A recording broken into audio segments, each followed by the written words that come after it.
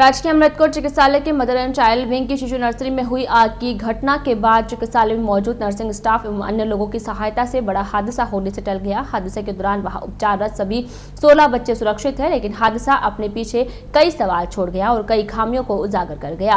हादसे में सबसे बड़ा सवाल यह है कि पूरी विंग सहित मुख्य भवन में स्मोकिंग प्रूफ फायर अलार्म लगे हैं, जिनको मात्र धुएं भर से बज उठने एवं सतर्क करने का दम भरा जा रहा था। लेकिन इतने बड़े हादसे के बाद भी आखिर अलार्म क्यों नहीं बजा, यह सबसे बड़ा सवाल है।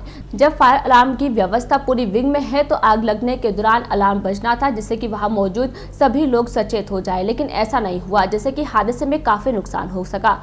मामले का गंभीर पहलू यह है कि हादसा दिन के समय था तथा उस समय चिकित्सालय का आउटडोर भी चल रहा था। चिकित्सालय समय के बाद या रात्रि में अगर यह हादसा होता और अलार्म नहीं बजता तो जितनी मदद शनिवार को मौके पर जुटी वो नहीं पहुंच पाती और परिणाम कुछ भी हो सकता था।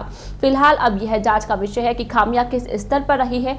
फायर अलार्म के नहीं बजने के सवाल पर स्वयं चिकित्सालय प्रबंधन भी हैरान है कि इतनी बड़ी घटना के बाद भी एक भी अलार्म नहीं बोला, जबकि हादसे के समय हुए धुआं कई वार्डों तक पहुंचा था। वही दूसरा सवाल यह है कि जब लाखों रुपए फायर उपकरणों पर खर्च किए गए हैं तथा उनका उपयोग समय पर क्यों नहीं हो पाया।